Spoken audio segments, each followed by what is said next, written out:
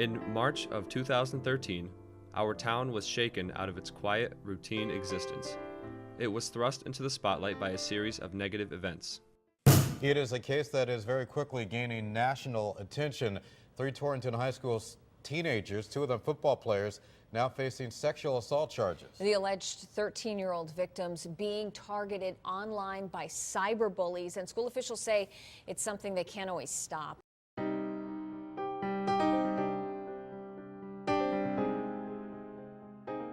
The victim, a 13-year-old girl, was later taunted on social media for, quote, ruining the lives of Edgar Gonzalez and 3 other players accused in that attack. This coverage engendered a backlash that reached a national audience. Comparisons to Steubenville, Ohio, charges of the existence of a rape culture, and accusations and recriminations leveled at the school and the community. The Register-Citizen's editor defended his paper's decision to expose students' social media comments, asserting that the Register-Citizen follows a code of ethics such as the one published by the Society of Professional Journalists.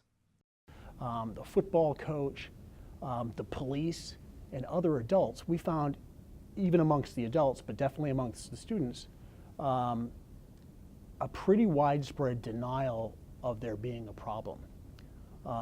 And we thought that it was we imagined posting this story and these tweets, blacking out the names, having it be, oh, some anonymous kid said something about some other anonymous kid. And we pictured the city of Torrington waking up the next morning and saying, yeah, there's bad kids doing bad stuff, not my kid. You know, those are the bad kids, not the good kids, not the honor roll students, not the athletes. When in fact it was the honor roll students, and it was the athletes, and it was your kid. Although journalists' First Amendment right to use the names of minors in newsworthy stories when the information is lawfully obtained and truthfully reported was upheld in 1979 in a unanimous Supreme Court decision in Smith v. Daily Mail, to what extent did the local newspaper's action make the situation better or worse? The names and the identities of the people that were doing this tweeting was important. I would argue it is, right? I mean, it's important to know sort of not just sort of that people are sort of posting these tweets, you know, positive, negative about this situation, but that they are students in this community, and that's sort of, you know, and that's part of the story. Meanwhile, in our town, the school and the community tried to make sense of what went wrong, handle its impact, and take steps to address the problem. This documentary is about a school and a community in the aftermath of a crisis. It examines how the consequences of action or inaction on the part of stakeholders affect the rights and responsibilities of all members of a community. Its purpose is not to assign blame, but instead to begin a conversation about how to create a culture of respect. A press conference was held to address the issue. The challenge was dealing with the media is they generally wanted maybe a 15-second to 30-second soundbite for their 11 o'clock news or their 6 o'clock news, and to really want to come and understand the everything behind it, the whole story, they weren't interested. Because the perpetrators were members of the football team, immediate attention was focused on the athletic department. As athletic director, it was a very difficult situation professionally, but it also affected me personally. And professionally, it cast some doubts as to my abilities as athletic director, my commitment to the students at Torrington High School. That I personally was accused of developing a rape culture was, I could separate that out and say that's just absolutely ludicrous. Police and school officials would not answer a lot of questions Wednesday. They also refused to address reports at least one of the victims was cyberbullied. Students tell us rumors are rampant in the high school halls and online. A school exists to provide a safe and comfortable place for students to learn.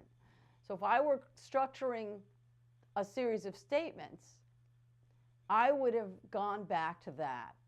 I would have made sure that everyone knew that the administration took the situation seriously. I would have told them to say that we're looking into it, that we want to get to the bottom of it, so we make sure that this sort of thing never happens again, because that's what people want to know. What happened, what does it mean, and how do we make sure it doesn't happen again? You know, I don't feel like there was anything that was broken here or that needed to be fixed.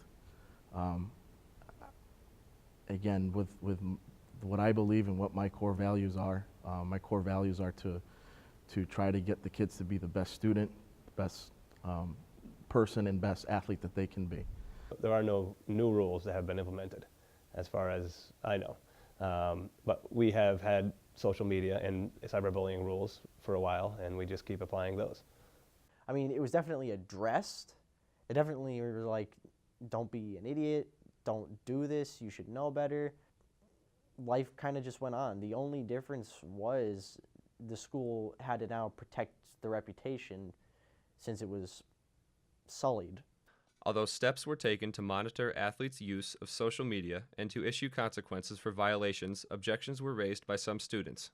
Working with the American Civil Liberties Union, they claimed that the proposed tougher regulations were in violation of students' rights under the First Amendment. They just wanted to add provisions to this handbook, this year's handbook, that would, again, limit the speech rights of students. If you, again, were on Twitter and you happen to say something mean-spirited about the other team or about the school or about maybe a classroom, if, for example, you didn't like your science teacher and you said something about that science teacher or the content of that classroom, you could be disciplined, ultimately suspended from the team. And we thought that was wrong constitutionally. Within the high school itself, there was not a single whole school response to the crisis. As one faculty member explained, "I felt like we were like troops ready to be called up for the impending intervention, but the call never came." However, steps were taken. The school principal addressed the faculty, students, and families through PA announcements, web postings, and letters home, and led classroom discussions in every English class in all grades. The local advocacy and educational agency for domestic violence, the Susan B. Anthony Project, has had a long relationship with the school, providing lessons on healthy relationships, gender roles, and boundaries. In the months following the incident, they increased their presence at the school, and their counselors met with targeted groups of students. We're talking to parents, and we're talking to clergy, and we're talking to coaches. Maybe slowly the conversation will change. Student leaders, along with student council advisors, however, felt strongly that positive aspects of the school and its students had to be showcased to counter the one-sided profile that was emerging in the press. They organized a Raider rally that involved a field day and many associated events that raised thousands of dollars for local social service organizations. In May of 2013, the school district, local government officials, and representatives of concerned community organizations collaborated in a public forum convened to discuss issues and concerns relating to the crisis. To the extent that the community came together, our religious community, our city leaders, our education leaders all came together, identified that this was a problem that could potentially happen, and find ways to prevent it from happening again and educate the students.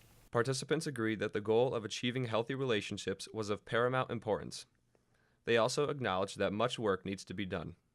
In a Skype interview, we asked Rosalind Wiseman, an internationally recognized author and educator on children, teens, and social justice, her views on what actions our community should take. Those are the rules. Beyond the sort of spirit of defensiveness is for the adults in the community to say, you know, this is really tough. This is really, really tough, but we're going to take ownership on these really, really tough issues, and we're going to figure out how to get people to take responsibility for their behavior. And we're going to teach young people the skills to be able to speak out when somebody is being abusive. Achieving healthy relationships is not an isolated problem. Communities across the country and around the world are tackling similar problems of sexual assault and victim blaming. When it's at your school, it feels like it's about you, and because there was some hot things going on, because Steubenville, Ohio had happened not long before, Torrington got a lot of attention, but it's everywhere, and that's why we're in business. How does society create a culture of respect? Does the Constitution provide guidance on how to live safely and productively in our daily lives? We posed that question to Judge Gill, and his answer was clear. No. I don't think the Constitution is supposed to be instructional in personal interrelations with people. I think it's strictly rights. In this tragic event, the rule of law prevailed, as one rapist was sentenced to 6 years in prison. This does not lessen the pain suffered by the victim. In our democracy, the Constitution tells you what you have the right to do, but it is up to us, as a community, to decide how we treat each other. Torrington could take this and lead to national and statewide change on the issue of rape culture and how we handle sexual assault and victims. Starting with, not tolerating victim blaming in any way. So no, it's not because of what she wore. It's not because she snuck out of her parents' house.